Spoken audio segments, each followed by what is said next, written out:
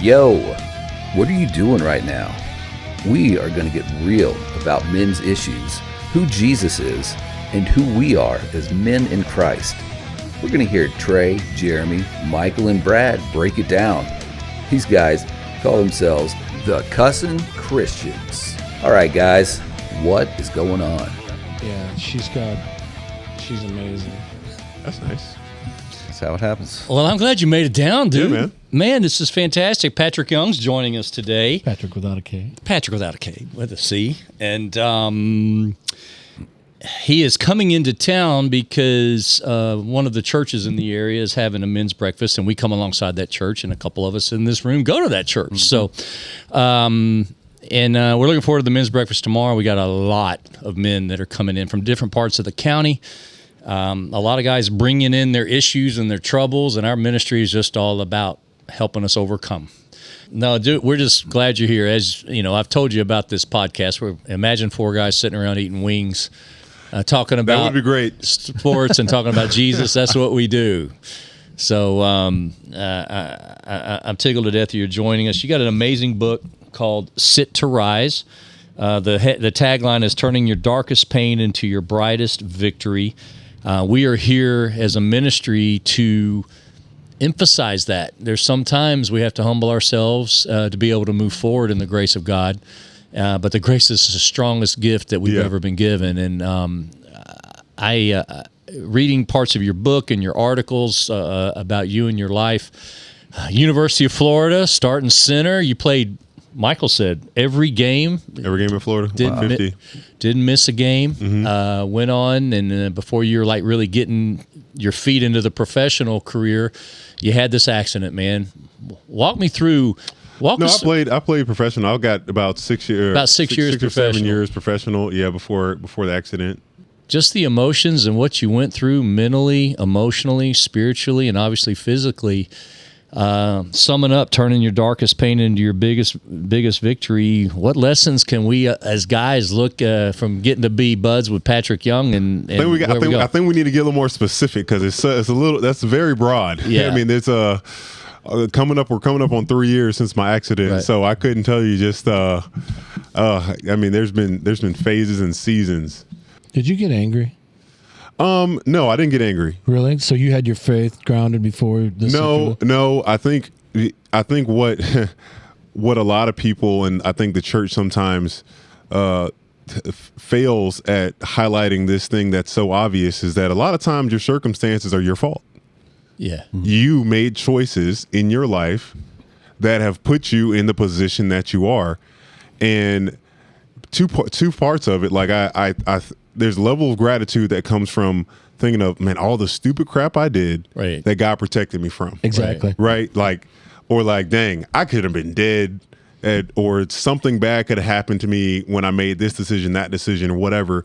And then there's the piece of man, I'm fortunate that God stopped me from going further down that path with this wake-up call and to refocus, to change. I think perspective is everything. Right. If you're not living in the perspective, or as we would all say, in that the belief of an absolute truth, that is your guidance of everything that you do.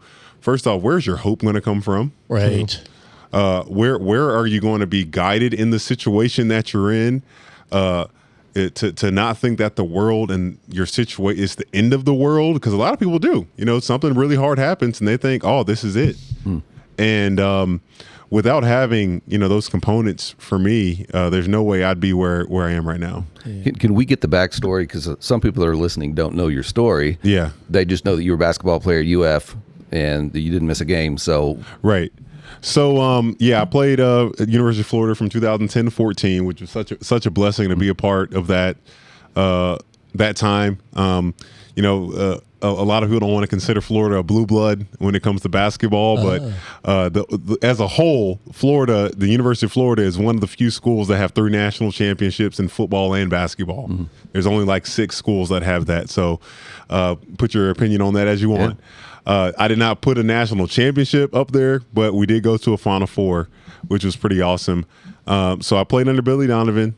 My last year we went to the Final Four. It was incredible, man. And I really love this dynamic of it, especially since I'm going to be talking to some men tomorrow. Coach Donovan, he had to deal with some guys on our team making some poor choices when it came to some drugs that weren't allowed to be taken quite yet. They weren't performance enhancing, but maybe you can catch my drift. Fill in the blanks. Fill in the blank. He made those two guys go through some counseling, and it went so well with those few guys that we incorporated with the whole team. And of course, like vulnerability at first, everyone's got their guard up. But as soon as the first guy starts letting that armor down and starts sharing something, then everyone starts. And it made it so, because guys will always say this, oh, these guys are my brothers that I'm fighting for. But when you really know what that guy next to you is dealing with, what his burden is, what he's struggling and fighting through, you're like, I'm not letting that guy down, because what he's going through, I feel responsible for that too. Yeah. And it was priceless, the experience I had, and the success came after that. I mean, we won 30 games in a row. We were the first team in the SEC that year to go 18-0 in conference, and then to go on to win the tournament. It was a fantastic year, and then all good things come to an end at some point, right? Came to an end. It's like, what's next? I was fortunate to go play basketball for the New Orleans Pelicans, even though I was undrafted. Team was really bad, so usually when you're the 15th guy on the roster, you're the first one to go. So I got cut, then went overseas. It was crazy. I got cut, and I remember I packed everything up in New Orleans in my Honda Accord. I don't know how it all fit. Drove 7 hours back to Jacksonville. A day later, I was on a plane to Istanbul, Turkey. Wow. What's the talent like? I mean, the talent in the NBA's got to be crazy, isn't it?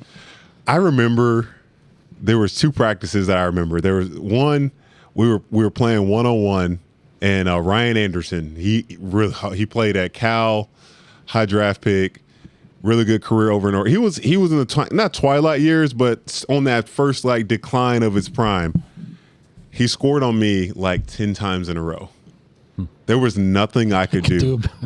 I guarded him. I gave all of the energy and effort I could to stopping him. And in the shot he's taking, it's not an easy shot.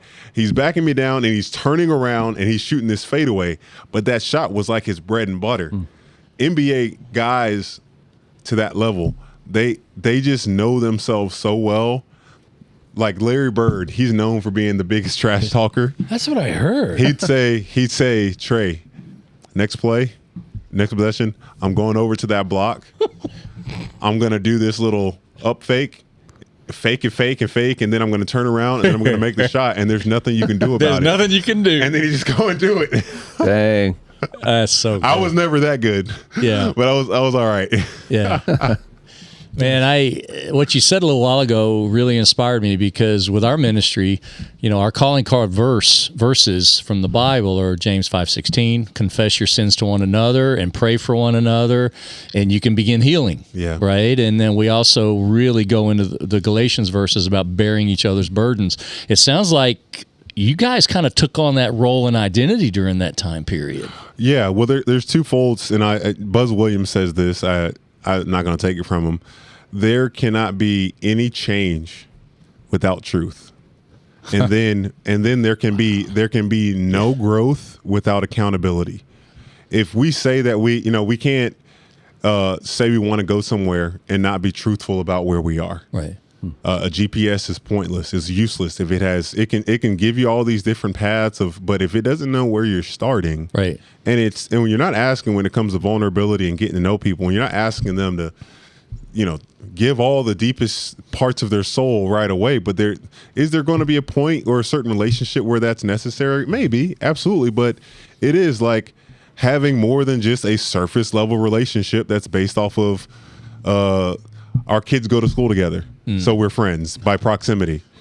Or we like fantasy football. We like this team, so that's why we're friends. It's like is this guy, this person, and in Hebrews it says it, and like running your race, if marriage is something that you feel called to do, is this person helping elevate you, or are they a weight in you being a good husband and a good father towards, because that's I mean, men that have been called to be fathers and husbands, I think the calling for them is even so much more higher. Mm-hmm. You know, in what God is calling men to do, to love their wives and their family as Christ loved the church, to be willing to die for them.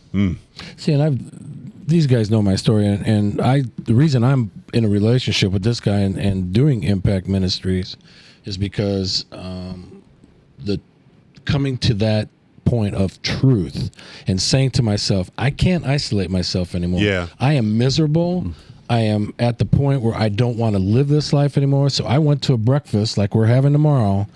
And during that time, I stood up and I said, Trey, I'm a fixer. I try to fix things. I try to do that on my own. And there's a lot of men that do that. Yeah, for sure. And I finally told him during that time at that breakfast, I can't fix what's going on in me anymore. So that truth came out. And for me, that totally flipped my relationship with Christ and brought me so much further than what I could do on my own. Yeah. It's so beautiful. It reminds me of, like, you got to a point, there's something that made you say, okay, I can't do this on Exactly. anymore. And I thought the same thing when I was just in a situation where I felt like I couldn't change anything. God, I need you, help me. And I felt this conviction, you always need me. Yeah. Yeah. God, it might be more like your senses or your awareness might be more, but we always need him. And anytime, and that's what, it's, and I'm sure you talk about it a lot with the ministry of fighting pride. Yeah. We have to be relentless in seeing the pride and where it shows up. It is so hard. We can have willpower, all of us can, but at a certain point, our willpower is going to run out. Amen. And the enemy wants to steal, kill, and destroy, but he also wants to pacify us. Yeah. Yeah. Having a pocket God, meaning we take him out of our pocket when we need him, and then we put him back in when things are going cool and smooth. And that's how I live my life, because it was like, God, I need you. So I take him out of my pocket. Yeah. I need you. It's like having Or you show the others some in the type of room that you license. got him. Yeah. Yeah, like some type of like a card that you. Oh yeah, no, I got it. I got it. Yeah. And that's the only time you bring it out. Exactly. Yeah. Yeah. And that's that pride thing. So you were playing basketball over in Turkey for a while? So career went. I was in Turkey, first team, first year, Istanbul, Turkey, with a team called Galatasaray. That was from like December 4th to May 28th. I remember those dates because I was ready to get out of there. Not that I didn't enjoy it. It was just like that was my first time, like truly being away from home for so long, for so far. And then after that team, I was in Greece for 2 years. That's where I really look back and think, I wish I could have maximized those times a little bit better. Because they value and love sports so much over there. There's so much attention that like the pride is going to come in there. Like you're going to start thinking higher of yourself, thinking you deserve that, this and that. The temptations are there. The deception of sin will tell you, oh, well, I'm not as bad as that guy. You're both still sinning.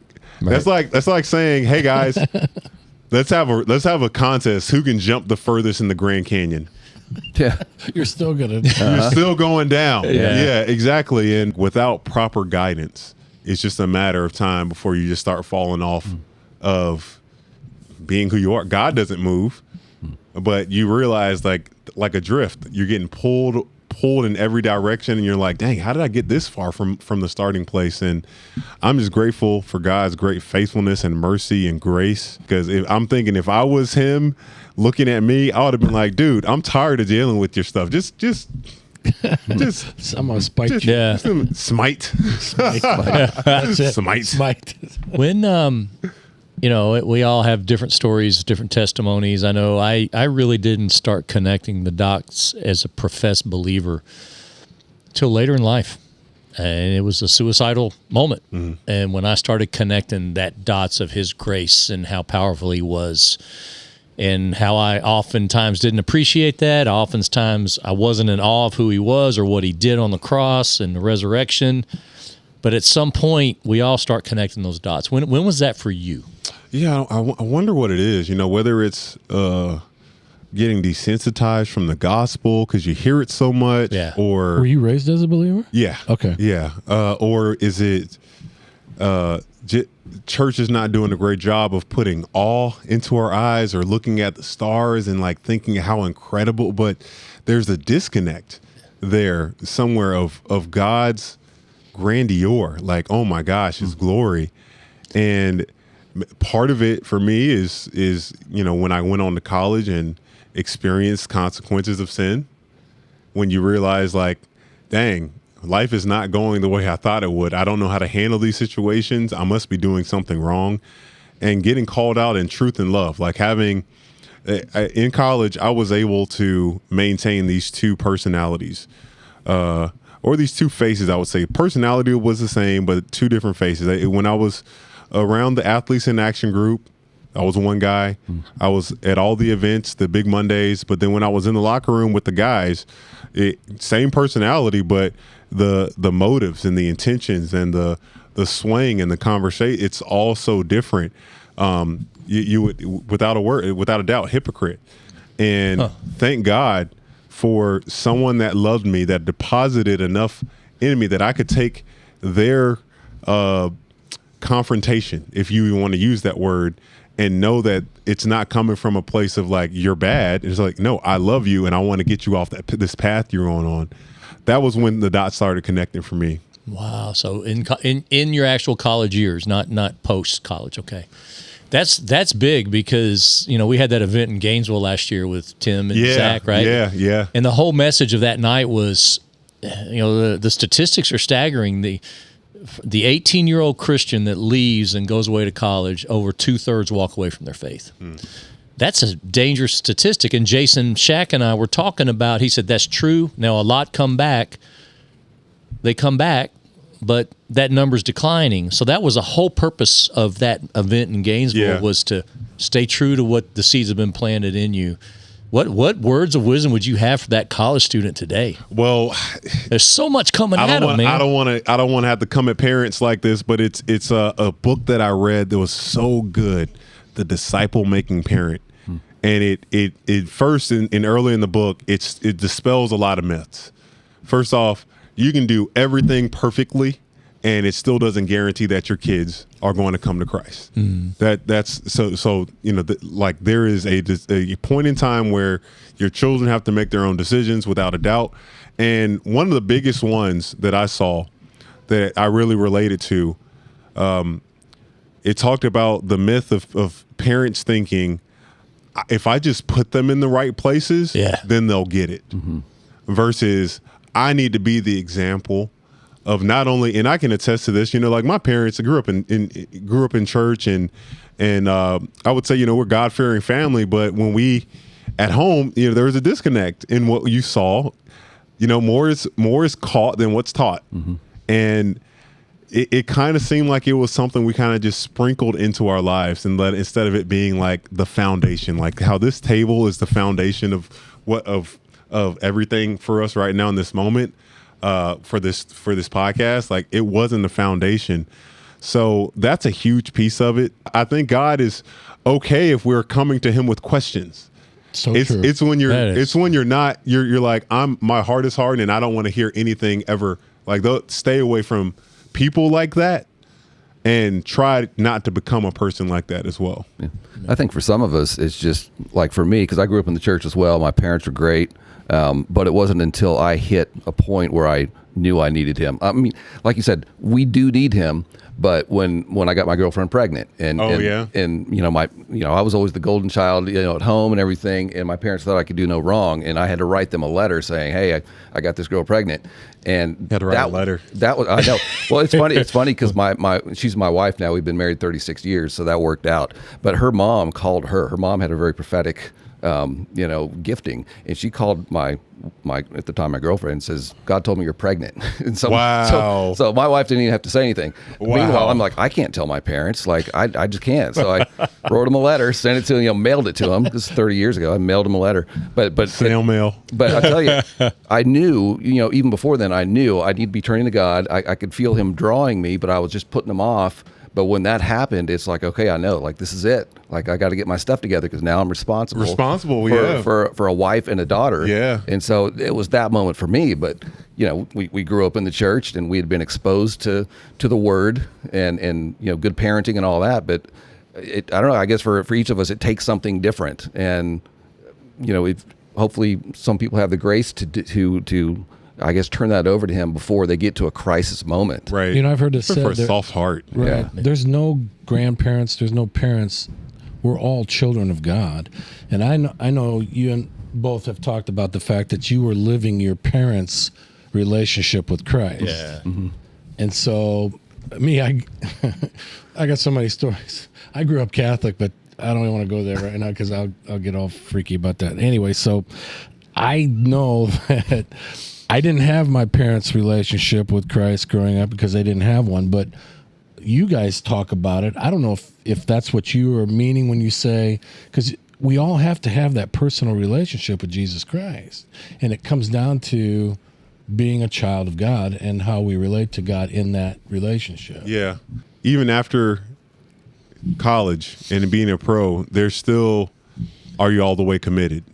Right. Are you all the way submitted? And there's moments where God confronts us multiple times. I think you can't live half in with him. And going through this accident, that really solidified, do you believe in God? Really, or just like brought that to the forefront. Do you believe God is who he says he is and what he says about you? And if you do, then what are you worried about? That God never said, oops, what am I going to do? Yeah. In this situation that he's not caught off guard. Like I always say this, I'm so grateful God is not like us. Oh, amen. Yeah. He's not like us. We are made in his image, but he doesn't doubt. He's never confused. So it's just puts you in a position where I'm like, I want to see what God is going to do through all this. And in the meantime, the good that's come from it, I'm waiting on the Lord, waiting for an answers here or there, or for this or for that. But like, what about today? What can I do today? There's a lot I can do today.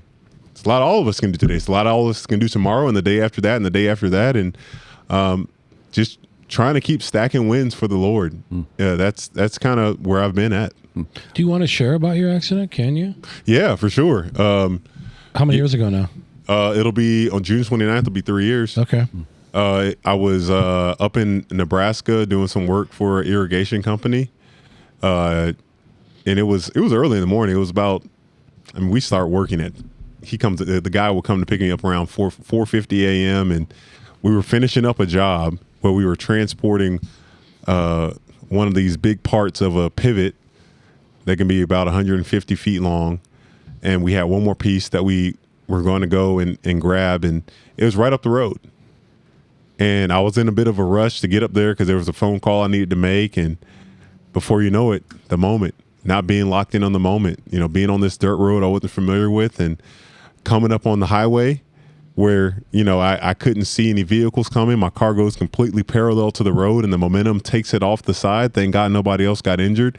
And the truck flips over one time. And when it lands back on all fours, I just feel this pop in my back and knew something was immediately wrong. And I never hit my head or anything, so I was fully aware of everything that was going on, and it was just surreal. So I as you can imagine, you brace up in that moment and felt a pop in my back, and that pop was my T7 getting dislocated and pinching into the spinal cord. Yep. Wow. And then I don't know, 30 minutes later, I'm on a helicopter getting life flighted to a hospital in South Dakota, where I have an 8.5 hour surgery that puts 2 rods and 12 screws in my back. And this was how long after your career had ended? basketball playing? I pretty much stopped playing basketball in 2020. That was my last like professional team. Early in 2021, I was still kind of like maybe, and but I was pretty much done with basketball before the accident. Okay. Yeah. But there's 17,000 new spinal cord injuries every year. Wow. About 49 a day. Wow. You're kidding. 49 a day. All right, so you had this accident, and you did something amazing a few days later. I did? Yeah. What did I do? Didn't you get married like a few days Oh, later? yeah, I did. Yeah. 8 days or 7 days after or something like that? It was July 7th. Yeah. Holy cow. Yeah. So we initially were going to get married on July 10th was the date. July 9th or July. I mean, it just all kind of blurs together.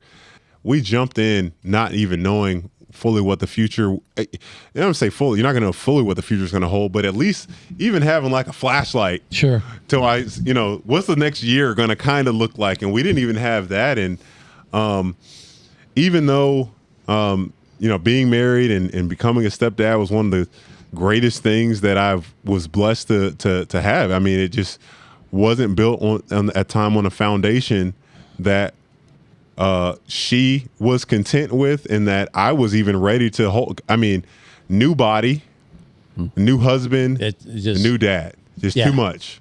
Yeah. Too much to put on anybody. That's right. Yeah. Boy. And we ended up getting separated.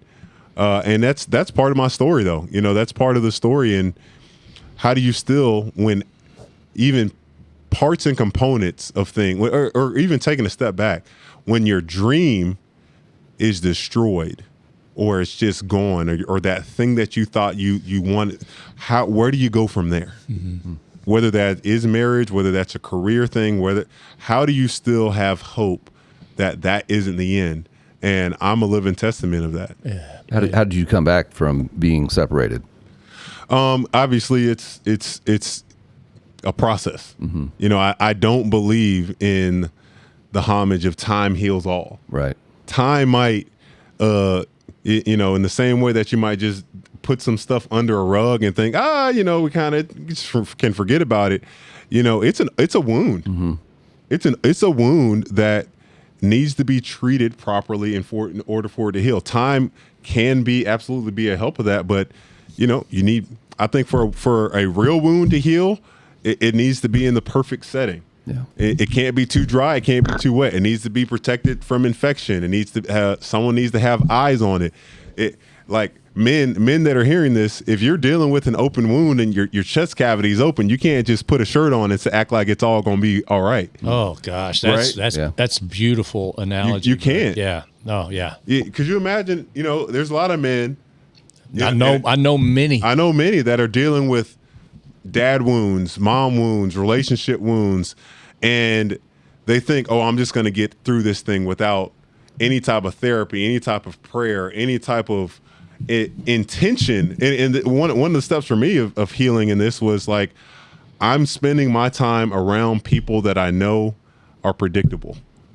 Like, I'm spending time with my best friends. I'm spending time with my family. I'm spending time in areas where I know it's going to be. And I'm not saying you got to orchestrate all the parts of your life, but in terms of trying to become whole again and being okay and moving past what's happened, I had to be. You kind of got to protect your energy, be selfish in that way. And I like spending time with my best friends and their little kids. That's been so life-giving to me. And my hope and dream will be to get married again and have kids one day, but I'm ever going to do things on my own timing.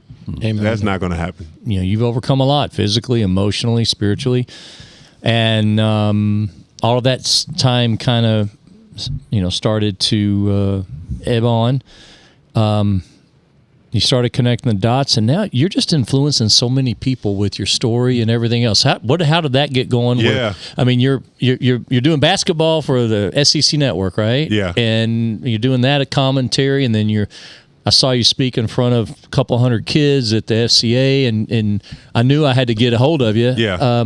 Tell me about that journey. Yeah, I think for a lot of us in general that maybe you feel called to do something, there's a level of fear.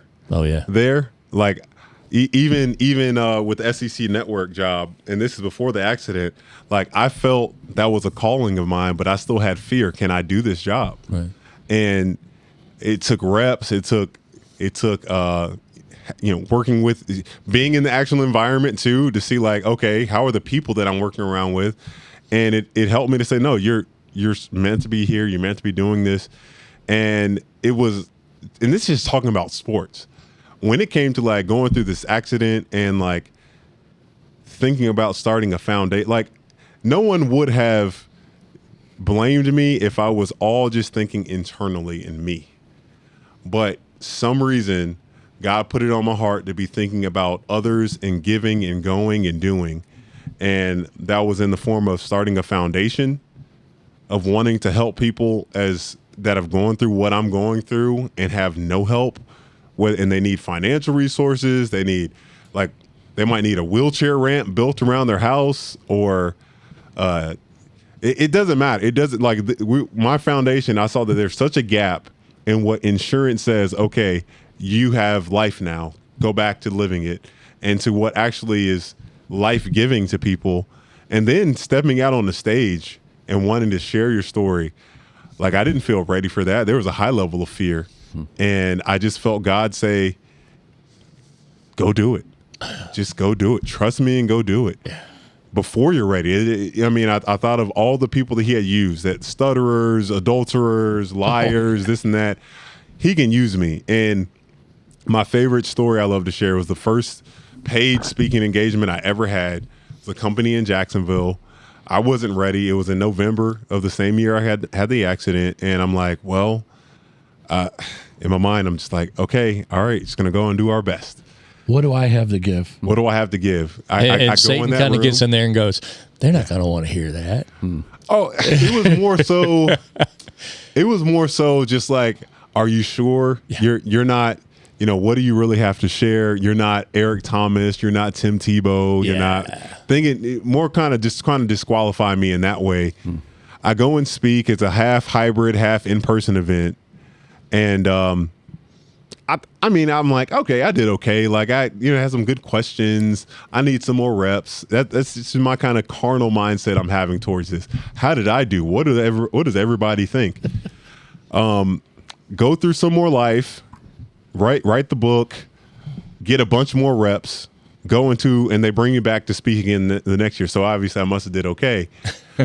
And I felt super confident in how I presented this next time. And like you couldn't have told me I did anything wrong. I was like, oh man, I dominated this event. But the most meaningful part of it was that there was a man waiting to come talk to me at the end of this. And I'd never seen this guy before, and I don't know his name now, and I'm a terrible person for not remembering it. Yes, you can tell me that. He waits till everybody is gone, and he says, I wasn't here last year, but I watched online through Zoom.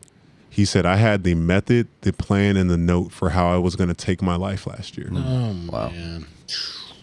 The method, the note, and the plan. He said, you saved my life.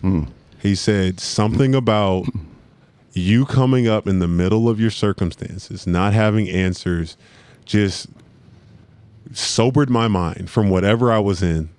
And gosh, you want to talk about an affirmation? No kidding. Yeah. To keep going. Because you weren't candy one coated. more. It wasn't candy coated, and you were just honest and saying, That was it. This is fresh. I got fresh wounds, and There were a lot of people there at that day. Like they're like, your accident was just how long ago? Yeah. I look back. I can't say I recommend, trying to go do something for other people right after a major traumatic event has happened. But in this case, it worked. it's God leaving the 99, going after the one. It reminds me of the story of Gideon when he was hiding on a wine press, and God says, "Arise, you mighty man of valor." And he's like, "I'm not a mighty man." He's like, "I'm the least of my family, and my family's who the are you least." talking to? Yeah. And he says, "Go in the strength you have." And it sounds like that's what God said to you. Like you didn't think you were ready, you didn't have it all polished, but He said, "Go in the strength you have," and look what effect that had on somebody. That's amazing. Do we still need to always give our best? Absolutely, and prepare, of course, but Sure. we can't let that get in the way of being obedient. Of nah, God, the Lord saying, no, don't worry, I called you to this. Go. Yeah. I got it. Yeah. Go drink, do that thing. Go start that business. Yeah. Go call that person, whatever. I will take care of the rest. And yeah, I mean, it just goes to show, like, with a mustard seed amount of obedience, God can, make a runway of impact and redemption through that. Yeah. You were talking earlier about wounds. Yeah. And obviously you have some scars. And the thing about the scars is you overcame a wound. It's been healed, right? And so many times with us guys, we just hide behind masks and never show what our wounds are, what our fears are, what our anxieties are, our stresses or whatnot. You know, I feed off of these guys. I feed off the mayor of Melbourne that's sitting over there. You know, Brandon's joining us today. And the moments and the intimacy we get with each other emotionally, it just opens up so much room for healing that most men don't want to go there. I know. And that's why our ministry was founded in 2016 was, guys, I just want you to take off your mask. Quit talking about your kid's batting average with me, and let's talk about what's going on with you. You and I have had that conversation before because we're baseball guys. But that guy, you got vulnerable, and that guy was moved by the Lord. The Lord moved that guy through you somehow. And why don't we take more opportunities to do that? It's shown that men have 0 to 1 best friend. That's it. I've spoken 0. before. I stole it from a friend of mine, Nate Larkin, I've ended it many times where I said, okay, guys, let's circle up. Do you have 6 men to carry your coffin? Oh, wow. And most of us don't. Dang.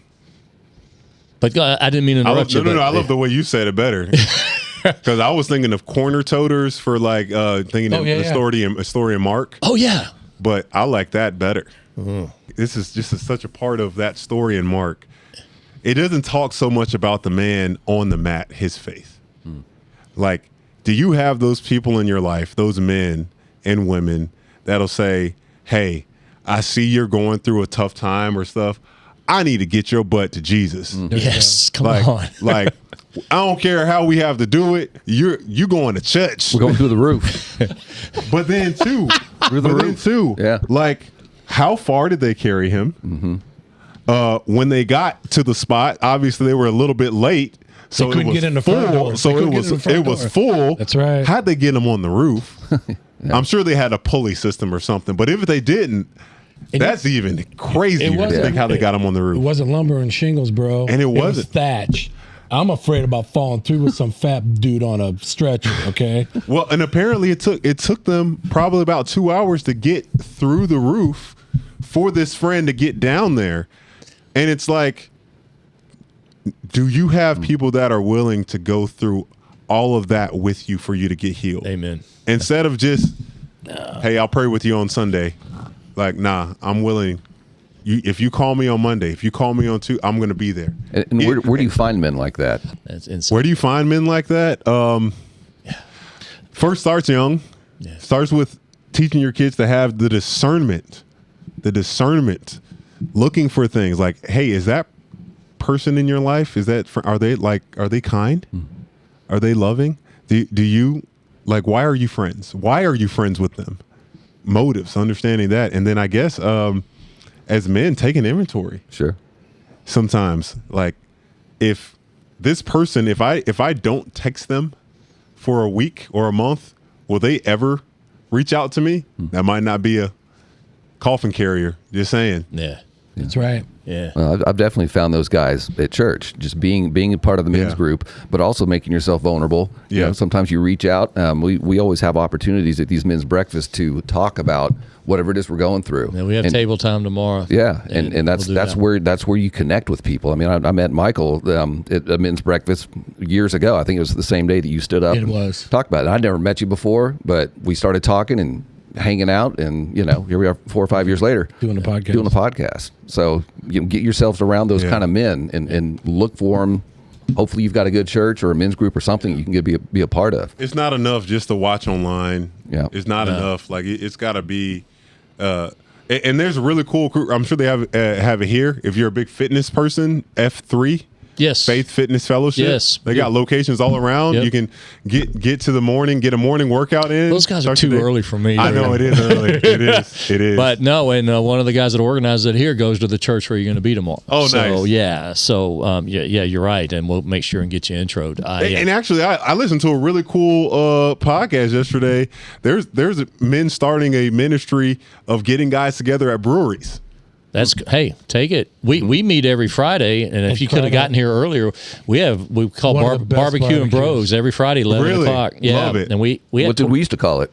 We used to call it barbecue brews and bros, but I took the brews out because I don't want to promote that. But if they want to have a beer, they can have a beer. Right. Yeah, I don't care. It's like this podcast. We call ourselves the Cussin Christians, so who cares? It's sad. I mean, Yeah. some men, they won't step foot in church. Right. Bring it to them. Yeah. And that's the Church of Acts. Yeah.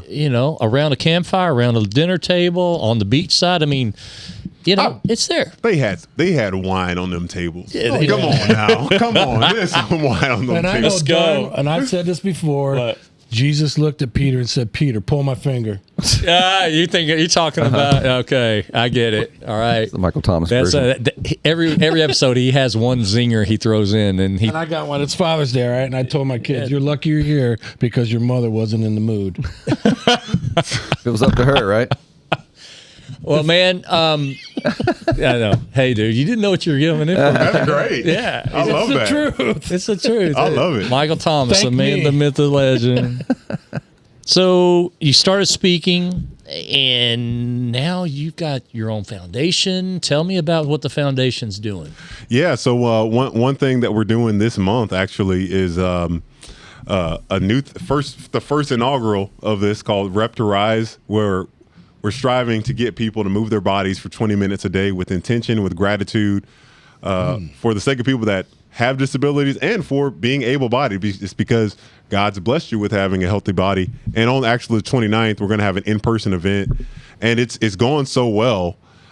We had to double the goal, which is pretty cool. The goal was $16,629, and now it's $33,629. That's awesome. Yeah, Yeah. and we're already at like 24. I'm very positive that we'll make this goal, and all the money goes towards in the communities of, and it got a spread. It's only been 3 years since I started the foundation. We help individuals and we help institutions with resources that they need, whether it's just money, grant money for paying your groceries because your loved ones had an accident and someone had to stop working. Those bills don't stop, whether it's actually going to a person's house and getting things done for their house, whether it's ramps, whether it's doorways. We haven't gotten to the full renovation part yet, but that's in the works. We purchased a vehicle for Brooks Rehab in Jacksonville that is going to do 200 to 300 car driving evaluations every year. So there's an impact on a individual level and a community level. Either way, the Patric Young Foundation is going to help those as many as possible finding their path to wholeness. Car evaluation is people are able to use the hand control. Hand control, yep. That's right. Yep. And before they can actually go and get their own vehicle. If you've had a spinal cord injury, if you've had a seizure, if you've had a stroke, you have to go through this drive. And it's expensive. It's $500.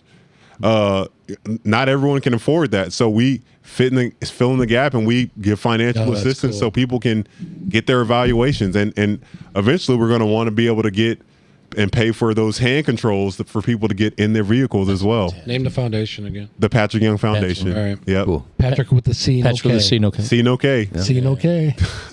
Isn't that a Spanish phrase? That's my mom's fault. Blame her. Yeah, man. She just forgot to put the K on there. So she's in a hurry. My sister's Sarah with no H too. So When do you start the SEC network thing again? we'll start in November. That's when Okay. season starts. You And, have to be just enjoying that, especially man. with you guys winning the national championship. it was just so strange for me, being in this space where I don't want to be a homer, But you were. but I am. Yeah. And the team's really good. I chose them preseason number 3 in the SEC. I didn't choose them number 1 because, I didn't want to be seen as a homer again. I had to wait until like February, after everyone else, national guys, local guys, are saying, "Oh, this team can win." Before I could start saying that this is the championship team. And now they got a chance to be really good again next year. Guys, if you're not following us yet on YouTube or on your favorite podcast channel, please do. Impactministries.org is our website. That's the letter MPACT Ministries. Patric's book is Sit to Rise, Turning Your Darkest Pain into Your Brightest Victory. If people want to check you out as far as where you're speaking and what you're doing, your ministry, your foundation, is it patricyoung.com? Yeah, patricyoung.com. Is that no easy? K. No K. Easy. patricyoung.com. No K. We'll put that in the description of everything. Brad will take care of that. So it's just a pleasure and an honor to have you here, dude. I'm so glad. Thanks for having me. Thank you, guys. You came into my life. Thanks for taking a leap of faith, bro. Oh, yeah. It's so inspiring. And I don't know what other leap I could have taken. No. Well, not a good one. Yeah, I do. It would yeah. have been a bad one. Right. So we wallow in your sorrow, you know. You know, they say, the best way to grow your faith is to share it. Yeah, and that's what you do, and you grow on the inside every time you do it, and it's so inspiring to hear your story. So thanks so much for tuning in. We will catch you next week with another amazing person or two to talk about who we are, who God says we truly are as his children, his forgiven, his holy, and his righteous sons, and how we can better be the spiritual leaders he created us to be as a father, as a husband, as a friend, and a community leader. So join us, impactministries.org. And until then, I'm Trey. I'm Michael. I'm Brad. Patric. We are the Cussin Christians. Go in the strength you have. My wife was all cranky this week, man, so I showed her my boobs. It did not have the same effect when she does it. We'll end with that. It will end with that There we go. All right.